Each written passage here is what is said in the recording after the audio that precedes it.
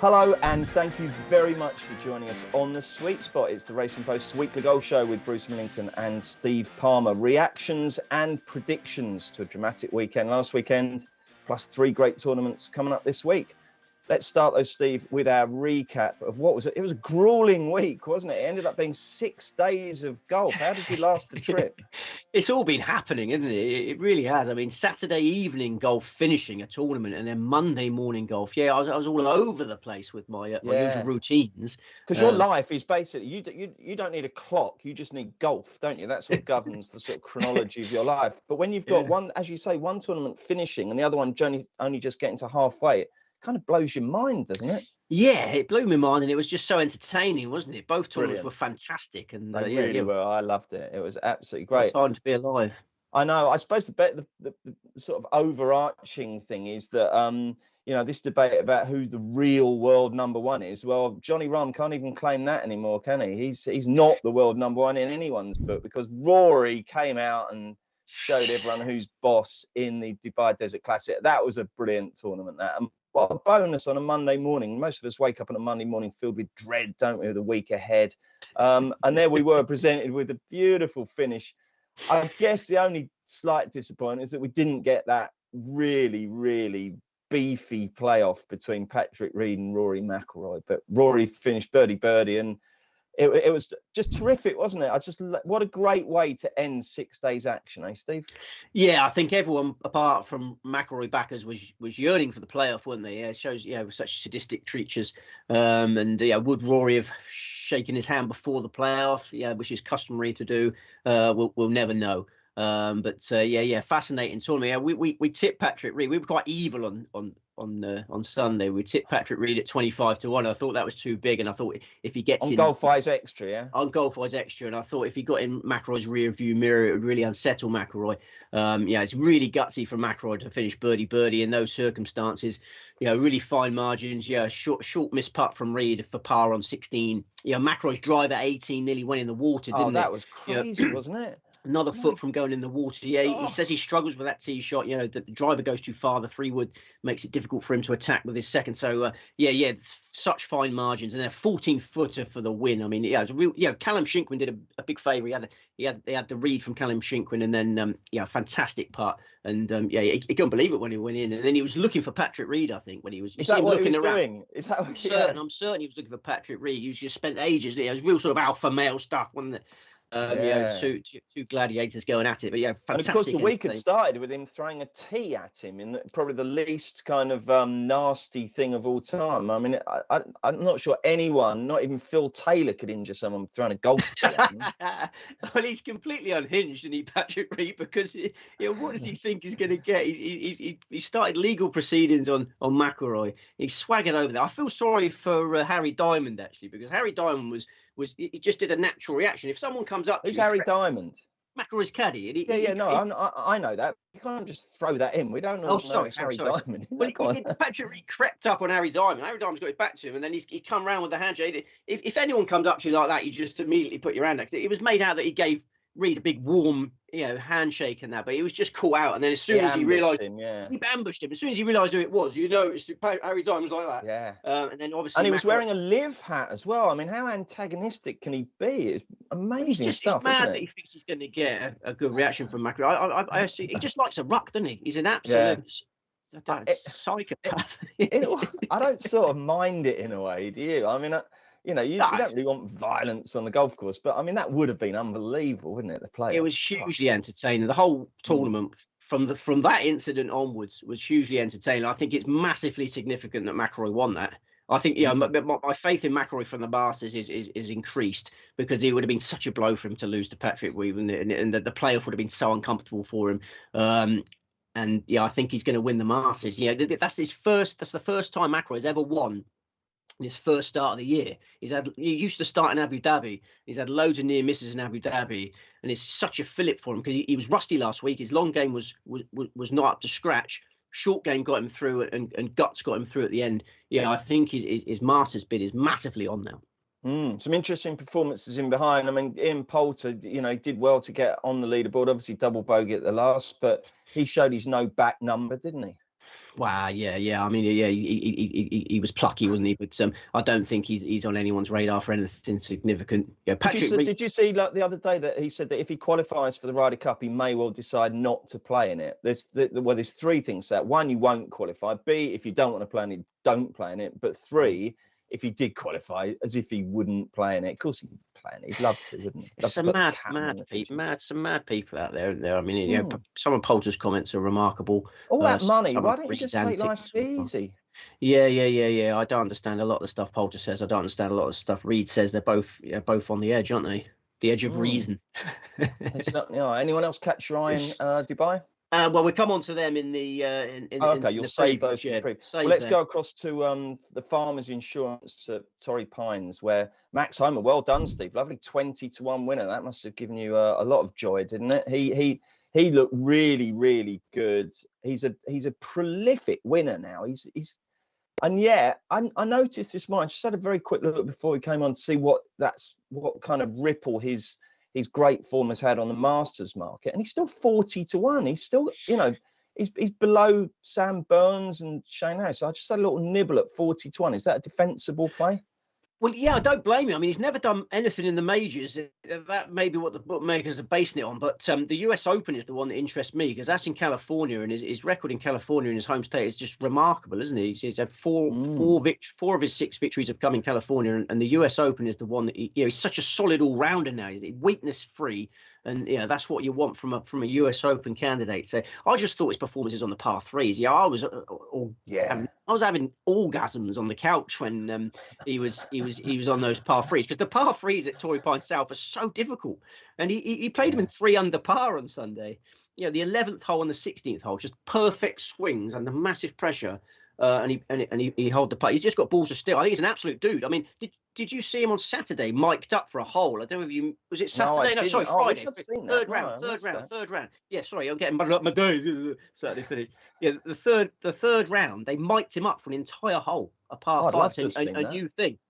So he's chatting to the studio while playing the entire hole. Oh, really? Yeah, oh, wow. Not just chatting to his caddy. He's actually on to... He had those fancy earpieces. Yeah. He's talking to the stateside studio, and he made a par on a par 5. This just shows what a dude he is. Like, no other player would agree to it. Can you imagine John Rahm agreeing to it? I don't think it's going to take off this, because they'll have to do it with Max Homer every week. No one else would be cool enough to do it. But he hit his second shot into a terrible lie that the marshals couldn't find his ball, and he's walking to his ball and he goes, "Oh, looks like I got a peach of a lie here." Wow. His temperament's phenomenal, isn't it, Steve? I mean, that facial expression just doesn't change. It's kind of Ernie Els-esque. There's almost like a sort of a fixed quarter smile on him. But he's unflappable. I love the guy.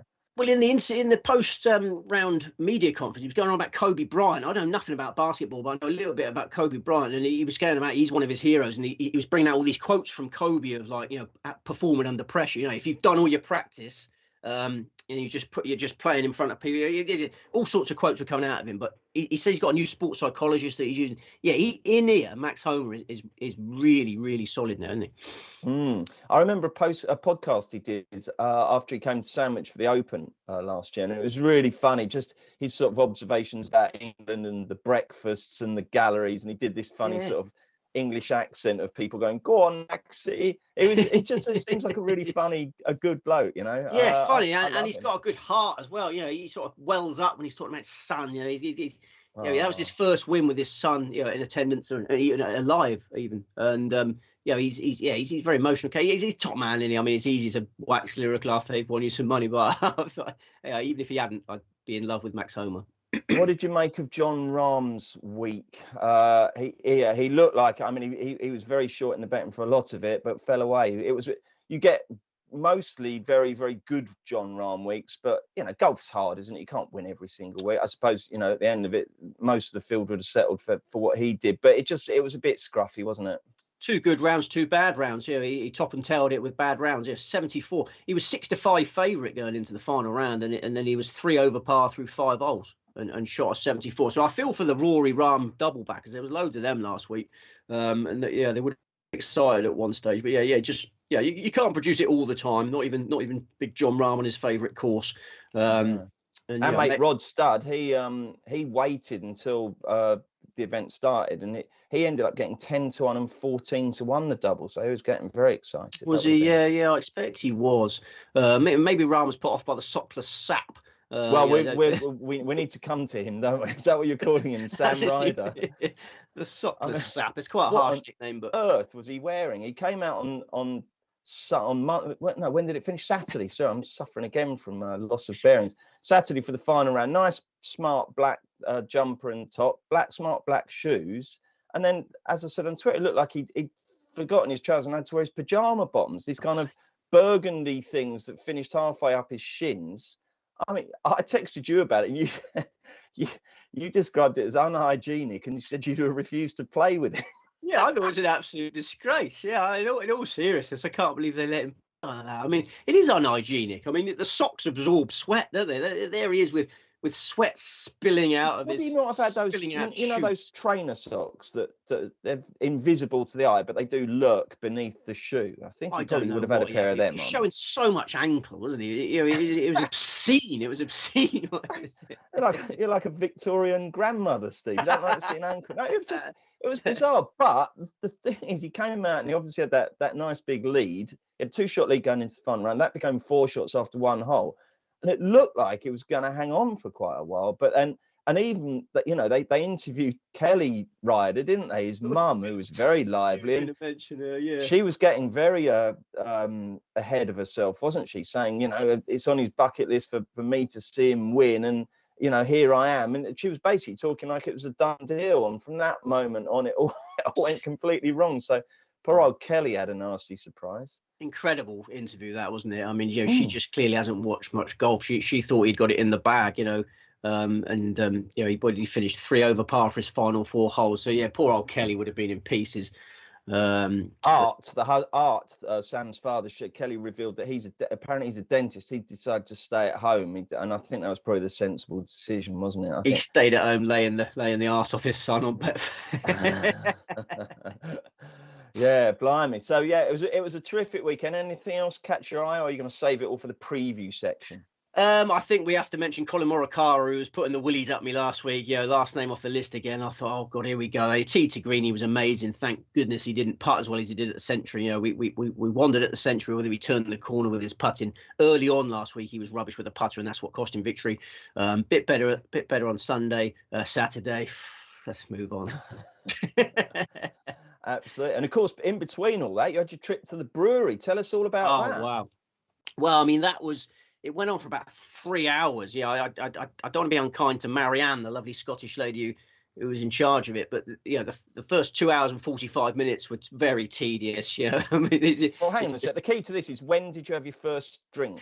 Well, exactly. After 2 hours, 45 minutes of learning about hops and barley and that. Yeah, I didn't realise quite how dull it was going to be. Oh my god! But yeah, the tasting session at the end made up for it. It was I give it a spectacular 10 out of 10 because the tasting session was so much better than I thought it was going to be. It wasn't just the ales; they had their own ciders, they had their own whiskey, they had their own gin. Marianne very, very generous with the measures. They had 12 drinks afterwards. It was great fun at the end. So it ended. Are you supposed to spit it out, or are you allowed to? Is the the sort of done thing to actually consume it? Oh no, consuming. I assumed it was consuming, and I certainly did. So you finished with a real flourish, and then I went on a tour of Bridport, which I thoroughly enjoyed. So yeah, really satisfying week last week. Started with the Brewery tour, ended with Max Homa. And we've got a little picture there of you with your. Did you have to wear a Visi vest, or is that orange thing your own choice of garment? No, that was at health and safety.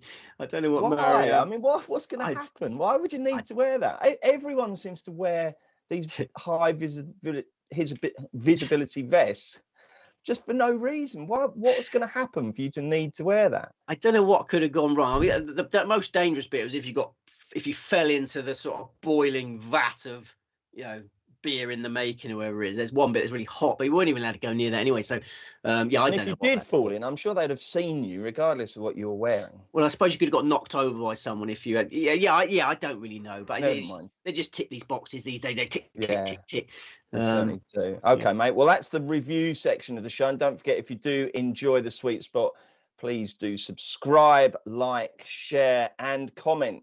It's always great to get your comments. A couple of you followed Steve in on Max Homa last week, so well done. Let's look ahead now to 3 tournaments taking place this week. I think we've got more regular timings, haven't we, Steve? So that's a bonus, isn't it? We have. Two will be running sort of concurrently. And then we've got one in the evening. Yeah, which would be quite a late one with your mate Bill Murray, I'm afraid. Okay, well, let's tee up what we've got ahead. We've got the AT&T Pebble Beach Pro-Am taking place in California from Thursday through to Sunday. And then we've got the Ras al Khaimah Championship in the United Arab Emirates. That's early Thursday through to Sunday. And we've also got the Saudi International, which boasts some very big names. And that also early Thursday through to Sunday. So loads of great action. We'll start with the AT&T Pebble Beach Pro-Am. Here are some indicative prices. Jordan Spieth heads the field with Matt Fitzpatrick. They're both 10-1 roughly. 11-1 Victor Hovland, 20 Tom Hoge, 20 Maverick McNeely, 22 Seamus Power and Andrew Putnam, 25 Justin Rose, 33 Joel Darman, 33 Keith Mitchell, 35 Bar. So what would you give this, Steve? It's quite, it's sort of not, it's a tier 2 tournament, I suppose, if you had 3 tiers, wouldn't you say? Yeah, it's certainly not elevated. It's certainly not designated. Tier 2 is a good way to describe it. Okay, tell us all about it. I'd like to explain to punters before we attack these 3 tournaments. We've got a 4-4-2 formation. We're going with football style again this year. So we've got 10 selections. We're going to need a big outlay, I'm afraid. Whoa! Not a big no. You know what I mean. You know what I mean. Yeah. We're spreading out. We're spreading however many eggs we've got into 10 baskets. That's yes. I wish I'd said that, John. I wish I'd said that. Okay, so we're in California, as you say. 3 courses for the Pebble Beach Pro-Am. Pebble Beach Golf Links, 6,972 yards par 72. Monterey Peninsula, 6,957 yards par 71. Spyglass Hill, 7,041 yards par 72. We've got a field of 156 going to post. It's a Pro-Am, lots of amateurs clogging the fairways. 36 holes at Pebble Beach, 18 holes at the other 2. Cut comes after 54 holes. Pebble Beach also hosted the 2010 and 2019 US Opens. Very small greens at Pebble Beach. Spyglass is the most difficult. Poana greens in all 3. Brilliant stuff. Okay. What do Poana greens mean, would you say? They are tough to putt on, bobbly. The Californians relish them, give them a little edge.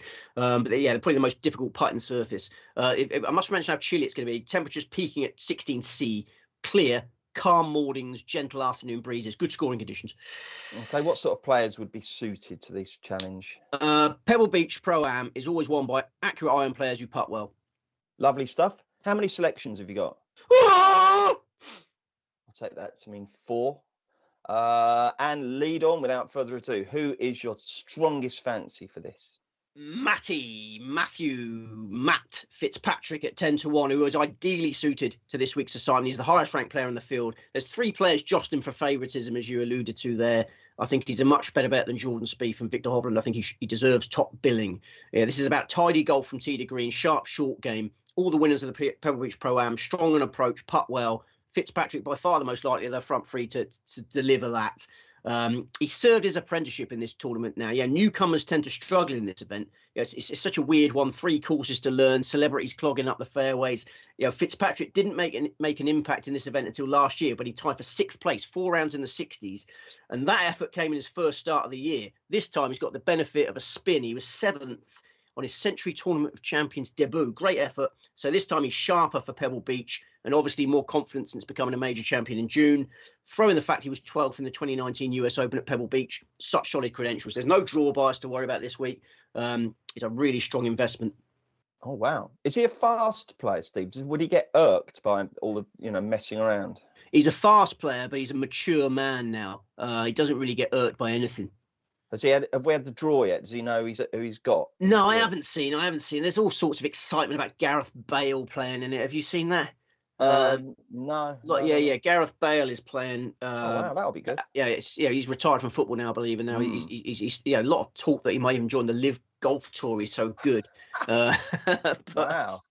We shall see. But that seems to be the focus of the celebrity side of things. But if it takes the cameras away from Bill Murray, then fantastic. Very much so. Right, then Matt Fitzpatrick is Steve's main man. He got 3 more. Who's the next best? It's 20-1 about Tom Hoge, who is one of the most accurate iron players on the planet. He was peppering pins at Pebble Beach last year on his way to his maiden PGA Tour title. He's got better for me since then. I think we're going to get a stout Tigel defence. His putting is definitely better. He's much more assured on the greens. He's carries more self-belief now, walks with a swagger, won the QBE shootout with Sahith Theegala the other day. He's a 33-year-old in his prime. Traditionally that was the time. Early 30s was the time that players used to peak. The young guns have taken over a bit now, but Hoagie's doing it the old-fashioned way. He's at the peak of his powers. He's world number 29. I just can't see him out of the mix this week. He was 12th. In the year before he won the Pebble Beach Pro-Am. He was 12th in the previous year, and that came after 4 missed cuts. So he started the year with 4 missed cuts, then went and contended at Pebble Beach. Shows how much he likes it. He's done well on similar courses to this. 3rd in the 2018 Sony Open, 4th in the 2021 RSM Classic. He's done well on other California venues, runner-up in the American Express last year, 5th in the 2020 Farmers, and he's made an amazing start to the year. 3rd place in the Century Tournament of Champions on debut. So impressive. There's loads of positives for Tom Hoagie. And perhaps the biggest one is the fact that his dad's called Chuck Hoagie. I spotted that today. Chuck Hoagie. Surely the greatest father name in golf. Do you like that? He's obviously. I think Art Ryder's pretty cool. Art Ryder's not bad actually, yeah. But Chuck is such a great name. Do you like Chuck? Yeah. Chuck's short for Charlie, obviously, isn't it? Do you know what Hank is short for? I wouldn't like to say. Henry. Yeah, I learnt that from Breaking Bad. One of the main characters, Uncle Hank. Yeah. Yeah, we get a lot of information pours out of this podcast. I didn't know that, and I do now, and I'm so pleased I know that now. There you go. Right then, who have we got next? 2 to go, and regular listeners will feel like this one's a bit like following off a cliff territory. But I've been a Maverick McNeely loyalist for ever since his amazing amateur he's career. Getting into the Thomas Peters club. Go on. 18 to 1 Maverick McNeely. He's such an amazing amateur career. We're still waiting for the PGA Tour breakthrough, but I have to follow him off this particular cliff because he loves Pebble Beach. He loves the Pebble Beach Pro-Am. He was 5th in 2020. He was runner-up in 2021. If you remember rightly, Daniel Berger had to play really well to beat him in 2021. This is a Californian who relishes competition in his home state. The Apollo Greens are second nature to him.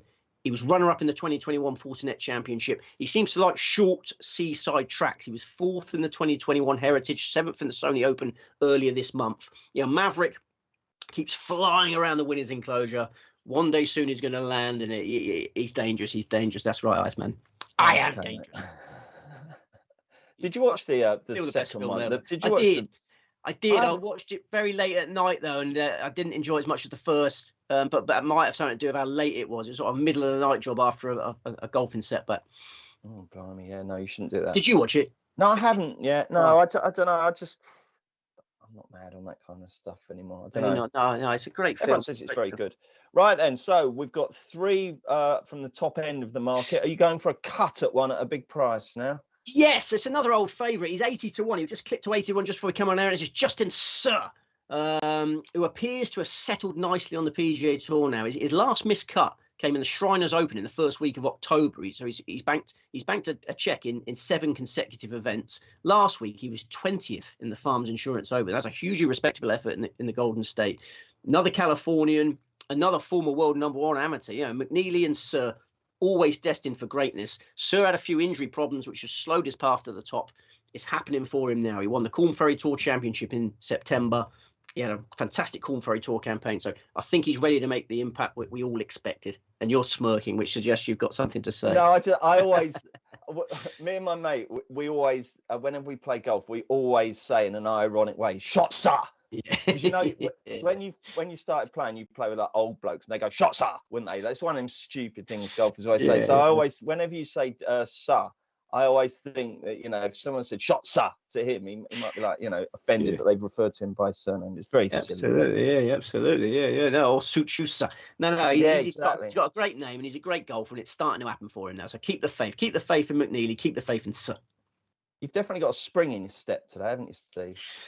Yeah. I've got a winner in the bank now, and I feel dangerous. Never mind Maverick being dangerous. I feel dangerous. Okay, right. Well, don't forget, a punter is most dangerous to himself when he's just had a big win. So just rein it in. Remember that Rudyard Kipling poem about keeping a level head. Should we move across to Ras al Khaimah? I don't mean shall you and I leave where we live and move to Ras al Khaimah, but that would for be the purposes of the next few minutes, yeah? Yes. Yeah, I'm looking forward to this one. Okay, well, the Ras Al Khaimah Championship tees off very early on Thursday. Ras Al Khaimah being one of the 7 United Arab Emirates. And here are some indicative prices for you. Wide open this one. Ryan Fox, Fav at 16s. And then it's 18-1 Adrian Moronk, Victor Perez, and Rasmus Højgaard. 20-1 Nikolai Højgaard. 28 Callum Shinkwin. 33 Turbin Olsen. 35 Padraig Harrington. Who'd have thought he'd be so short for a tournament? And Roman Langasco. And I've forgotten Adrian House, who's crept in at 28. So again, I mean, it's kind of, as European events go, it's not bad, is it? It's very interesting. Do you like the look of this? Yeah, I do. I do like the look of this, and I like that it's good for profiling. You've got to be a powerhouse to succeed around here. Okay, fill us in with all the basic details then. Al Hamra Golf Club. 7,400 yards, par 72, 4 par 5s, lots of drivable par 4s. It's a bomber's paradise. It's wide open. There's not that many bunkers for the average desert track. And a field of 132 is going to post. We've got 5 pieces of course form to devour. The 2016 and 2017 Ras Al Khaimah Challenge on the Challenge Tour, the 2018 Challenge Tour Grand Final, and then last year, if you remember rightly, I'm not testing your memory too much here, it was only a year ago, we had 2 events back to back here, the 2022 Ras Al Khaimah Championship followed by the 2022 Ras Al Khaimah Classic. No joy. I know. I just don't. That's right. Live for the day. Good attitude. I don't remember. My brain's full now. Any new information that has to stick has to be quite big. Otherwise, it's just going to come and go. Okay, no, that's fair enough. And we've got sunny, warm, calm conditions. No drawbars. Very exciting.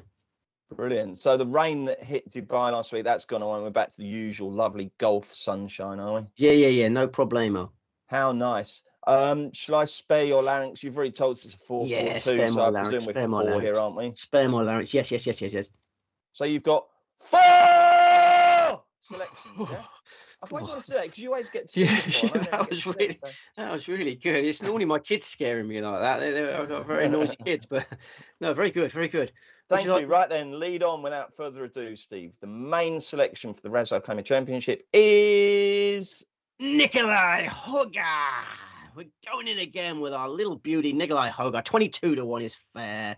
He should be in long game brilliance into a trophy soon enough. Al Hamra, an ideal place for that. You mentioned Padraig Harrington, who I agree with you is ludicrously short in the best. I didn't say he's ludicrously short. I'm merely saying that, fair play to him for being so durable and, having such a long career that here he still is at 33-1 for tour events. That's all. It is remarkable. No. Well, let me besmirch him then. I think he's ludicrously short.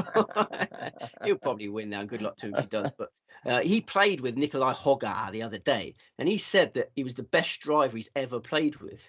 It's a massive compliment for Harrington. You think of all the brilliant drivers he's played alongside. He thinks Højgaard is the best driver he's ever played. That can't be right, can it? Wow. Harrington is a clever man. He doesn't say things unless he means them. And Højgaard. Isn't he just trying to flatter his potential Ryder Cup team? No, it's not his team. It's Luke Donald, isn't it? No. I think you have besmirched him now because I think everything Harrington says he means. He's a deep thinker, isn't he? He talks too much, to be fair. If we had a podcast with Padraig on it, it would last the entire day. It would be called the podcast as well, wouldn't it? Yeah. Why? Yeah, he should start a podcast. There, hasn't he? Yeah. He has Mr. Trick. But it just shows what we're dealing with. Nikolai Højgaard is a 21-year-old with immense long game ability. He's tightened up that driving by switching to a fade. Recently switched to a fade as his stock shot. He's been really impressive.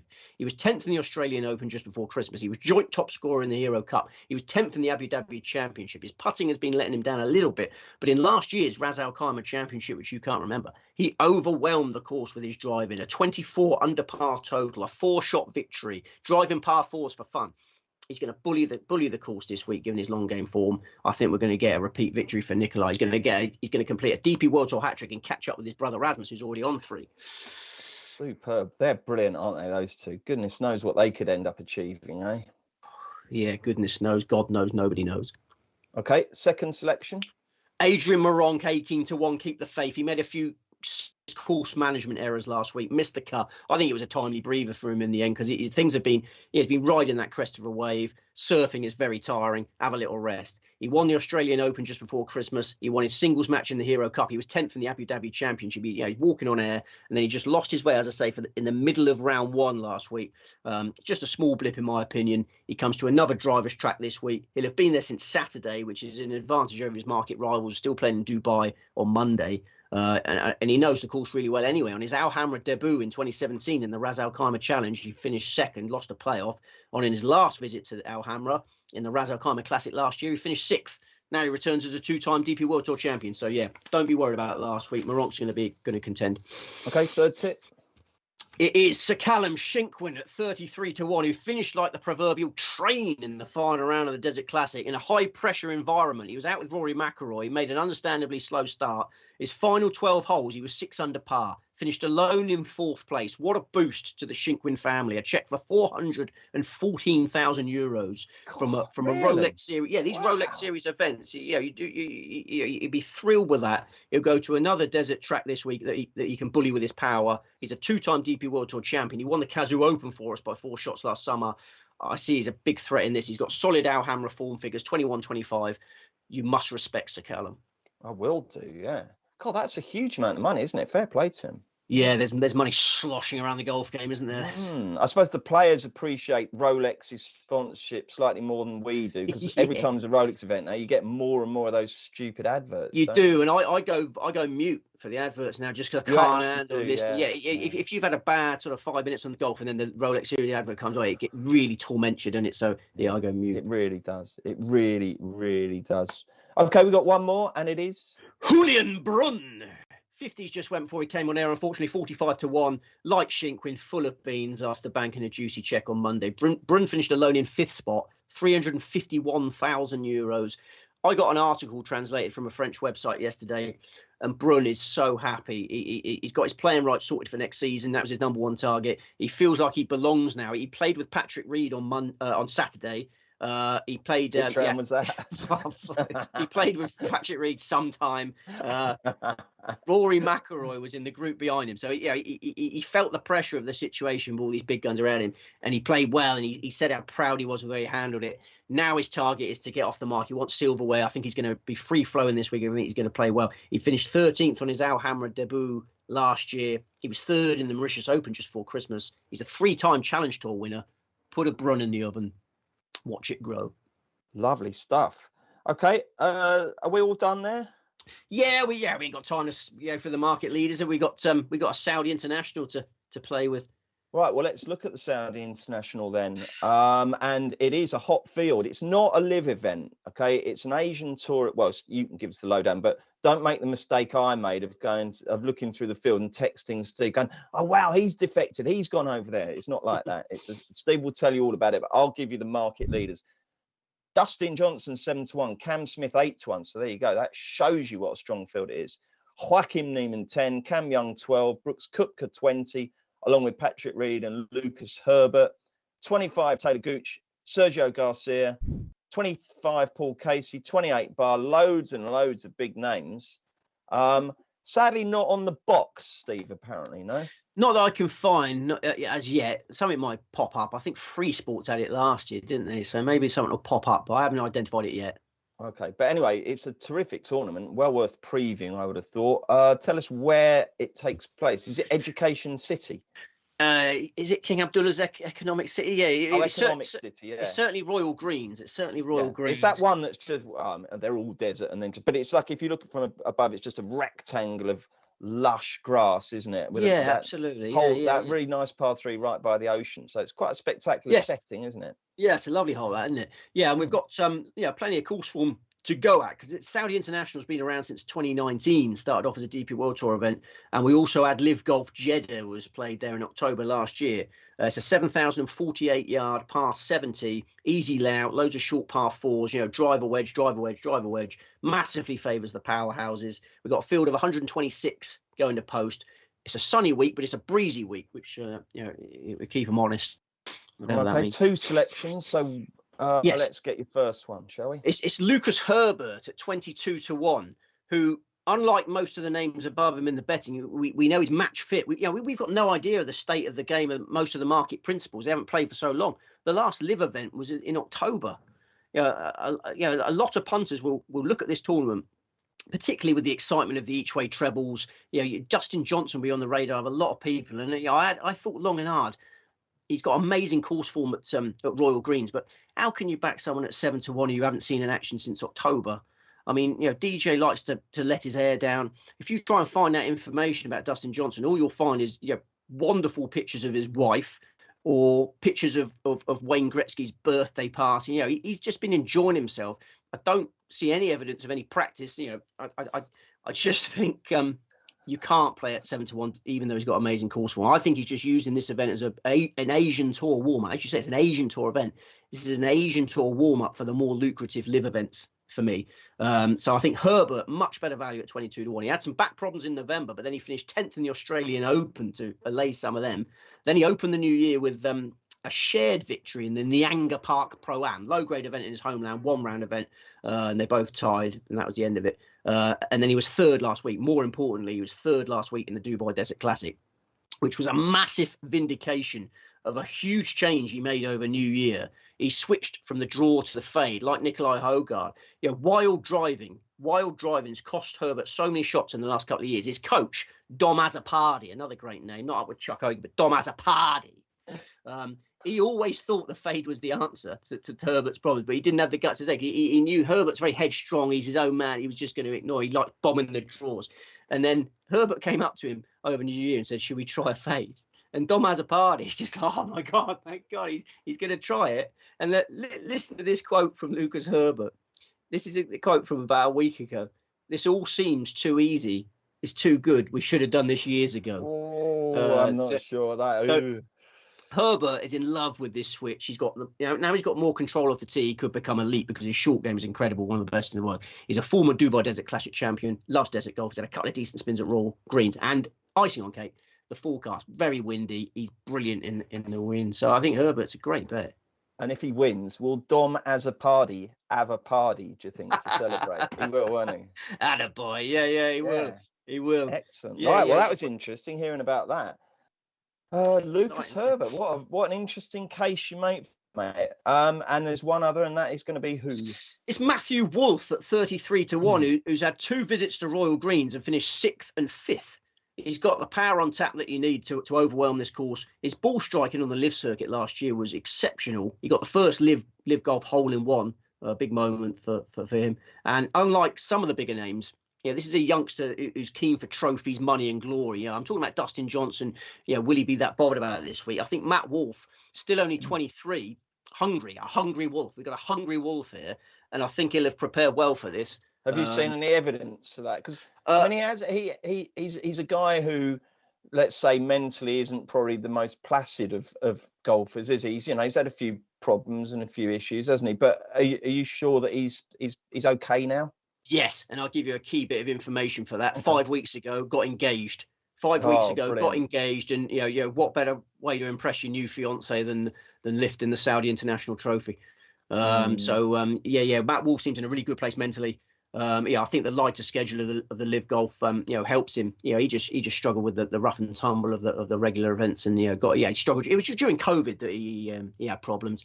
I mean, obviously, I'm most concerned about him for his own well-being rather than whether I want to have a bet on him. But I mean, you have to take all these things into account, don't you? You jolly well do. And I think Herbert and Wolff is a good two-pronged attack on the Saudi International, which is obviously the trickiest tournament of 3. Brilliant. What a great week we've got coming up then, isn't it? Good to have golf back in our lives, isn't it? It really is. Yeah, it is just enriching our lives, isn't it? Yeah. Shall we reiterate? Yes. Okay. AT&T Pebble Beach Pro-Am. Matt Fitzpatrick, Tom Hoagie, Maverick McNeely, Justin S. Ras Al Khaimah Championship. Nikolai Hoggar, Adrian Maronk, Sir Callum Shinkwin and Julian Brunn. And the Saudi International. Lucas Herbert and Matthew Wolff. He likes to be called Matthew Wolff. Oh, fair enough. Okay, good. That's it, Steve. Thank you very much indeed. You've been studying hard. Is it just, are you just dedicating yourself to golf this week, or have you got a little distraction like you did with the brewery visit last week? No distractions. Just looking to push on. It's all about momentum in this game, isn't it, Bruce? Your favourite word? Yeah, I feel like I've got momentum now, and I'm going to use it. No such thing. No such thing, mate. No, absolutely not. Momentum. I think confidence is one. The confidence exists, but not momentum. If they call it confidence, then I wouldn't mind so much. But anyway, I'm glad you're seeing it big. But as we always do say, you know, a punter who's just won. The key there, you've got to be like Kevin Pullein. When Kevin Pullein wins, he doesn't celebrate. He merely thinks that, you know, good, that went well. But, you know, he doesn't then start, you know, doubling his stakes or anything like that. He's very sensible. And I know you look up to the soccer boffin, don't you? So I do. Yeah, best man at his wedding. Yeah. Obviously he's the most measured man on the planet, isn't he? The world would be a better place if we were all. Imagine if everyone was like Kevin Pullein. There wouldn't be any war, there wouldn't be any conflicts. It'd just be brilliant, wouldn't it? Yeah. It really would. Oh, well, sadly, we're not there yet, but hopefully we can get towards it. All right, Steve, thank you very much indeed. Thanks very much to producer Will. Don't forget, if you have enjoyed the sweet spot, we'd love you to like, subscribe, share, and comment. So I always get that wrong. Let us know. Thumbs up button. And we will see you next Tuesday, where we're looking to head to the Phoenix Open and the Singapore Classic. Have a great week, guys. See you next Tuesday.